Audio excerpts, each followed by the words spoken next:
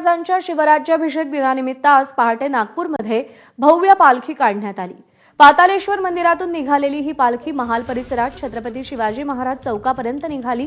मोठ्या संख्येने शिवभक्त या पालखी मिरवणुकीमध्ये सहभागी झाले होते। थोड्याच वेळात छत्रपती शिवाजी महाराज चौकामध्ये शिवराज्याभिषेक सोहळा समितीच्या वतीने शिवराज्याभिषेक सोहळा संपन्न होणार।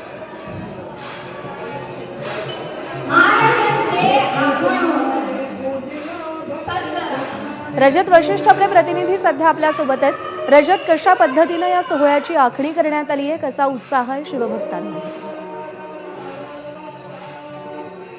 दरवर्षीच नागपूरच्या शिवतीर्थ म्हणजेच महाल येथील छत्रपती शिवाजी महाराज चौकावर शिवराज्याभिषेक सोहळा दिमाखात साजरा केला जातो। मात्र यावर्षी या सोहळ्याचा एक जो जोर आहे किंवा एक जो लोकांचा उत्साह आहे तो प्रचंड दिसून येत आहे।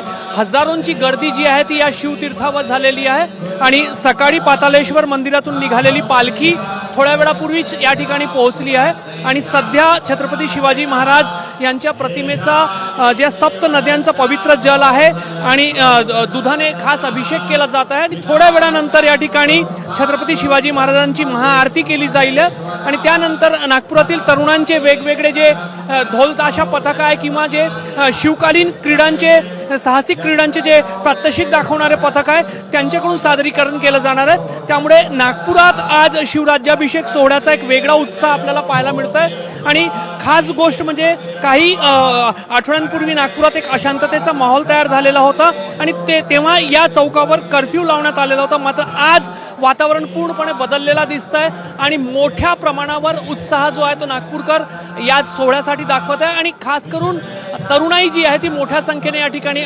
पोहोचल्याचं आपल्याला एक खास वैशिष्ट्य जर आजचं सांगायचं असेल तर तरुणाई जी आहे ती हजारोंच्या संख्येने या ठिकाणी पोहोचलेली आहे। रजत, धन्यवाद दिलेल्या सगळ्या सविस्तर माहितीसाठी। अपडेट जाणून घेतो।